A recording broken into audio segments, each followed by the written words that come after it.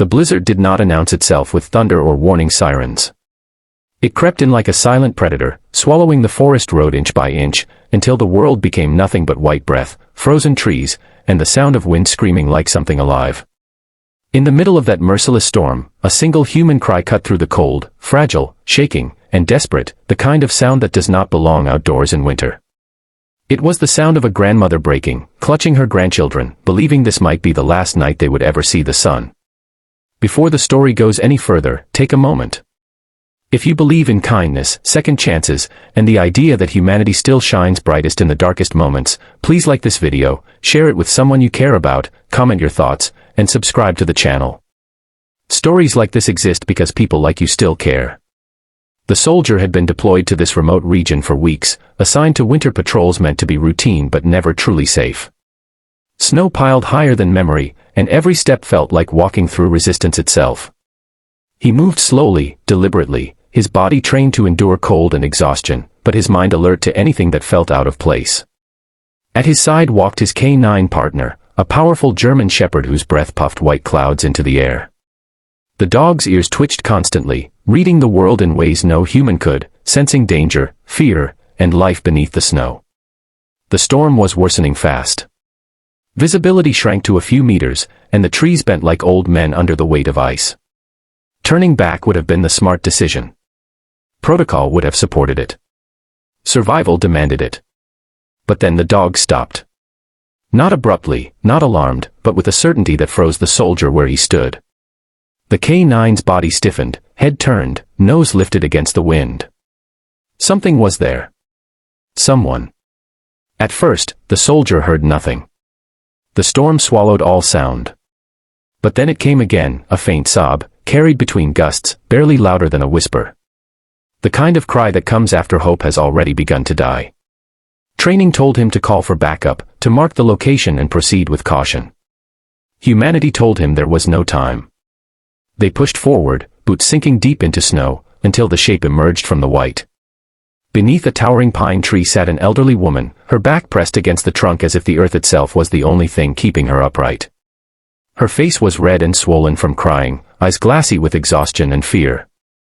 In her arms, wrapped in thin, inadequate blankets, was a baby barely moving. Beside her sat 3 small children, huddled together, their tiny bodies trembling uncontrollably, their lips tinged blue, their eyes dull with cold and hunger. The grandmother had tried to keep them warm by pulling them close, by using her own body as a shield against the wind.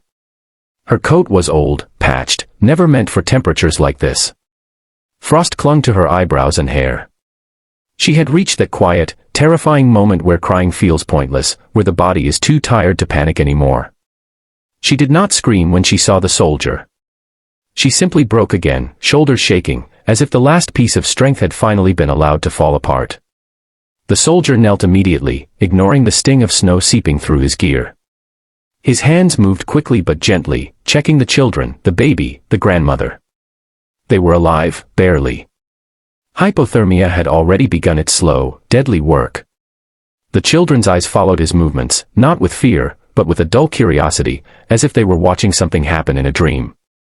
There was no vehicle access here. The storm had erased all tracks. Radios crackled uselessly, the signal unstable in the weather. Help would not come fast enough unless he made it happen. He wrapped the baby in his own thermal liner, pressing the tiny body against his chest, feeling how frighteningly cold it was. The grandmother tried to protest weakly, shaking her head, but her strength was gone. She had already given everything she had. The canine pressed close to the children, his thick fur blocking the wind, his warmth immediate and instinctive. Animals do not need instructions to protect.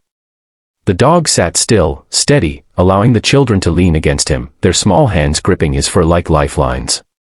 One of the children buried their face into his side, breathing in warmth, finally letting their eyes close for a moment. Time stretched painfully. The soldier knew every minute mattered. He made the decision that would later be called reckless by paperwork and heroic by hearts. He would move them. Slowly. Carefully. One body at a time if needed. Staying here meant death. He lifted the smallest child first, cradling them against his chest, snow crunching under his steps as he began the long, grueling walk toward the nearest outpost miles away. the wind fought him like a living enemy. His muscles burned. His breath came sharp and heavy. Every few steps he looked back, ensuring the grandmother was still moving, that the other children were still upright, supported by the canine who refused to leave their side. The grandmother stumbled often, her legs weak from cold and fear, but each time she fell, she forced herself up again. Not for herself, but for the children.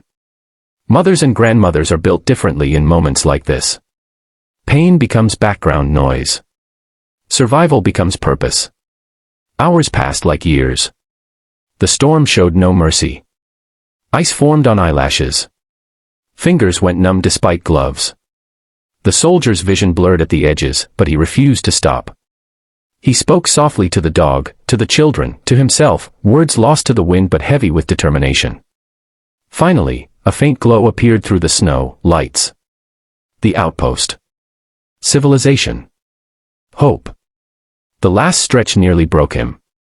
His legs shook uncontrollably. His lungs screamed. But when the door finally opened and warmth spilled out like a miracle, he felt something inside him collapse in relief. Medics rushed forward, taking the children, the baby, the grandmother. Hands moved fast, blankets wrapped, oxygen masks placed. The baby cried, a small sound, but the most beautiful sound anyone there had ever heard. The grandmother wept openly now, not from fear, but from gratitude so overwhelming it hurt. She clutched the soldier's arm with what little strength she had left, her eyes telling a story words never could. The canine stood nearby, snow melting from his fur, tail wagging slowly as the children reached for him even as they were carried away.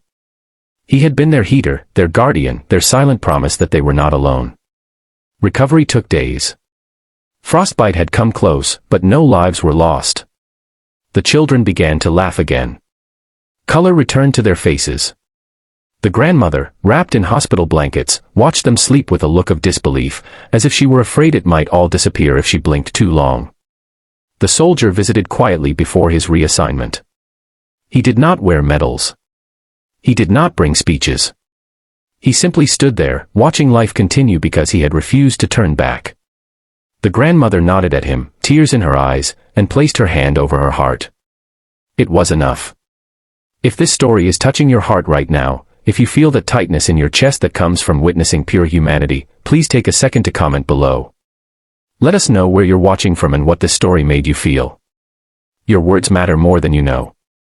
Years later, that storm would still be remembered in that region. Not for its destruction, but for the lives saved in its teeth. The children would grow up hearing the story of the night the world almost froze them away, and how a soldier and his dog walked out of a blizzard carrying hope in their arms. The grandmother would keep that memory like a sacred thing, proof that even when everything feels lost, someone may still be walking toward you through the storm. And somewhere else, on another cold patrol, a soldier and his canine would continue their work, never knowing how deeply one moment of courage had rippled through lives they touched. If this story moved you, if it reminded you that kindness still exists even in the coldest places, please like this video, share it with someone who needs hope, and subscribe to the channel. And before you go, leave a comment saying hope still lives. Because sometimes, a simple comment is enough to remind the world we're still human.